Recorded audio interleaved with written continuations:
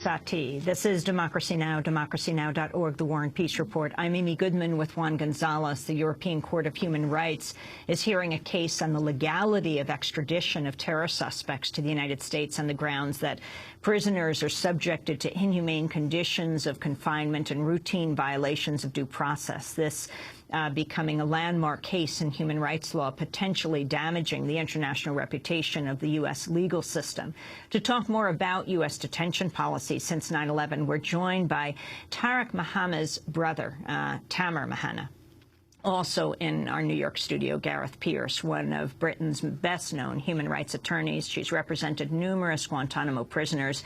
She also represents WikiLeaks founder Julian Assange, and she has a new book out which is called Dispatches from the Dark Side on Torture and the Death of Justice. We welcome you both to Democracy Now! Gareth Pierce in the United States because she came to a symposium at Brooklyn College on the issue of how the U.S. deals with the so-called war on terror. Tariq Mahana set to face charges of conspiring to support terrorism and providing material support to terrorists. We're joined right now, as I said, by his brother. If you could talk about Tariq's case, what happened? Who is your brother? Well, my brother and I grew up with our parents in Sudbury, Massachusetts, an affluent town. We lived a very normal life like most American teens with normal hobbies, comic book collecting, rock and roll music. My brother actually inspired my taste in music. Drawing. Tariq was a really artistic, really talented artist growing up. I remember a lot of his work, you could fit it into Marvel Comics easily. Again, normal childhood hobbies. And around the time when Tariq was graduating from high school, his thoughts on faith and identity really began to mature a bit. And I think that was a result of certain really powerful classes that he took at Lincoln Sudbury High School, which is where we graduated from. Like a cultural anthropology class in particular really had an impact on him and made him, it really expanded his worldview and made him think more about the similarities and differences between peoples. And as a result of the maturing of his faith, he really he became a much more active member of his community, particularly in the Worcester community. He was really well known in a lot of the different communities because he would be invited to give Friday sermons, because we go, as Muslims, we congregate and pray around Fridays each week. And so he was well known at all of the local mosques in the Boston area. But the main one that he really invested heavily in was the Worcester community, because it was a strong, cohesive community, and Tariq really felt strongly that as a member of a community, you should give back to it as much as you can. Now, me and Tariq both graduated from pharmacy school, Massachusetts College of Pharmacy. We're both pharmacists. Tariq decided to forego a six-figure salary in order to, again, give back to his community as a teacher, because the mosque has associated with an academy, and he used to teach children there in science and math and history and religion. In addition, Tariq runs a blog called iskandrani.wordpress.com. If you visit it, you see that it's a resource meant to make available to Muslim converts and to non-Muslims a number of primary texts, primary sources pertaining to Islam, many of them published by ancient scholars in Arabic. And Tariq really dedicated a lot of his time to translating these texts to English because, they really help to add insight to what Islam is really about in a way that a lot of sources today are more biased about. And so Tariq always felt strongly that if you want to know about something, then you really need to study it, and you need to go to, you need to go to the roots of it. And so he made those available on his website, and he translated a variety of texts, maybe 30, 40 titles. And the government, the charges that he was arrested on ultimately in 2009 was that one of these texts related to a book called The 39 Ways of Jihad.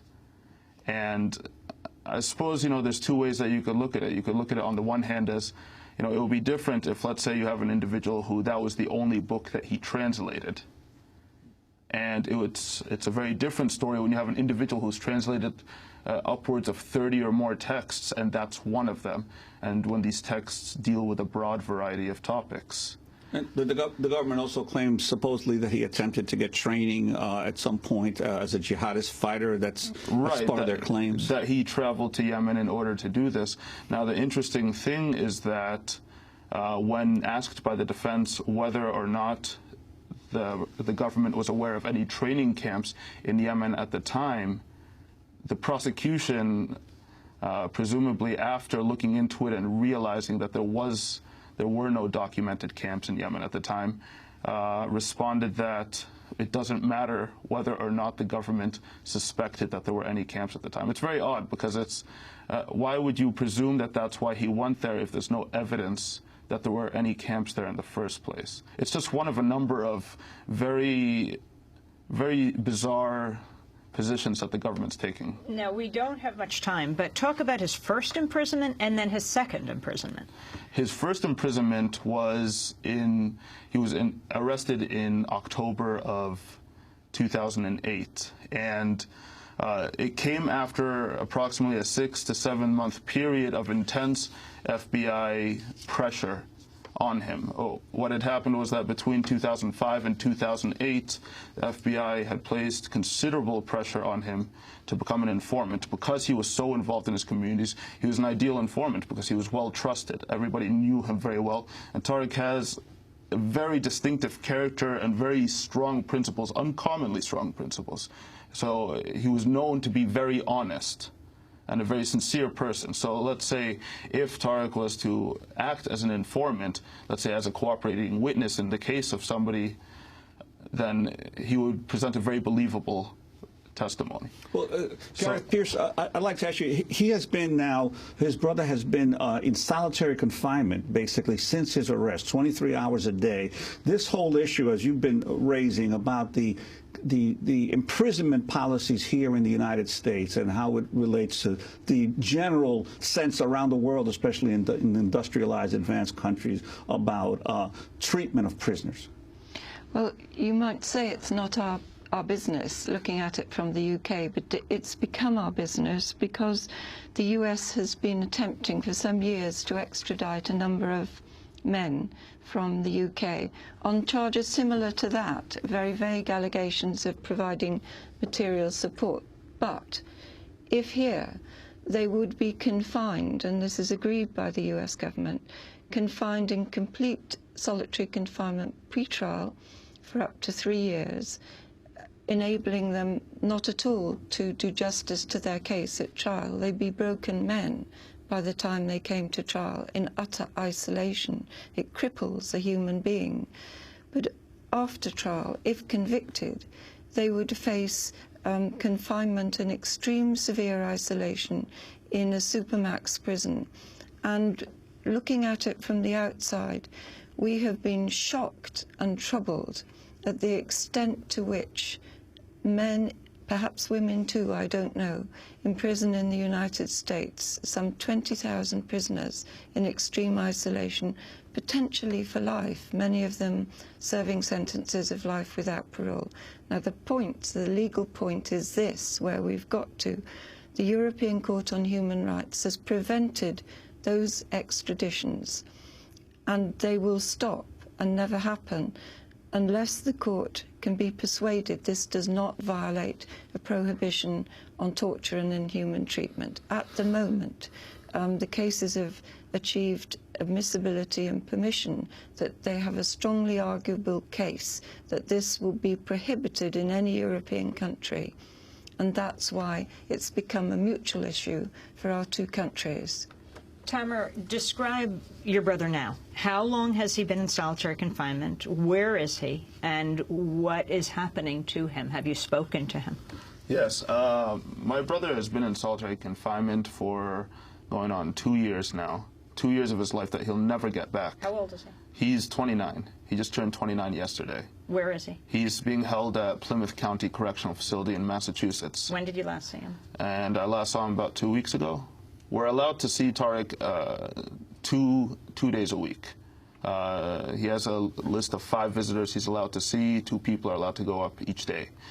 But I'd like to point out that Tariq's condition is not typical of most prisoners. Most prisoners break down over that period of solitary confinement. But Tariq, again, because he's a very strong-willed individual, he's been resilient.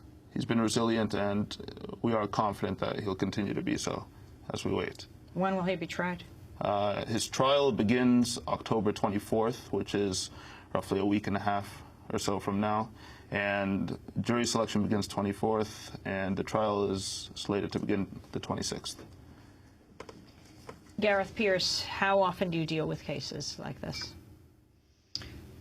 Often, too often. In the last 10 years, both in the UK and the US, the allegations have extended themselves so that they become infinite and indefinite. How could a person who translates a document into English, by that alone, be regarded as providing material support?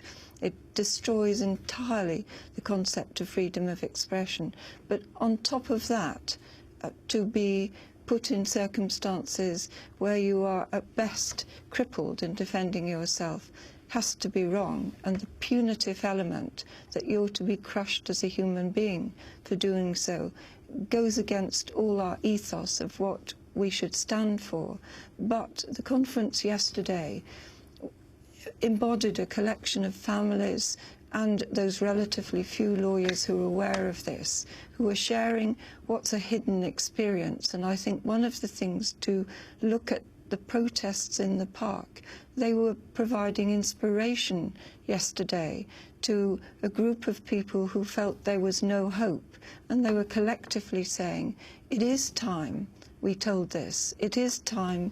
It's a hidden disgrace in America, the use of solitary confinement, the extension of sentences, the crippling of communities. And so it's an important moment of time, I think, to be raising those issues, and we thank you for raising them on your program. And the argument of the government, especially in a material support situation like this, for keeping someone in solitary confinement for 23 hours a day. Well, you have an interesting statistic, which is 97% of accused people in this country plead guilty. And they no doubt do that to avoid the enormity of the consequences if they don't. And that itself is used as a device to achieve cooperating witnesses. It's a form of pressure that's punitive, but is a very serious attempt to achieve a result, and it often, more often than not, does. I want to thank you for being with us, Gareth Pierce, and also Tamer Mahana, brother of Tariq Mahana, who goes to trial later this month. We will continue our conversation offline, and we'll post it at democracynow.org.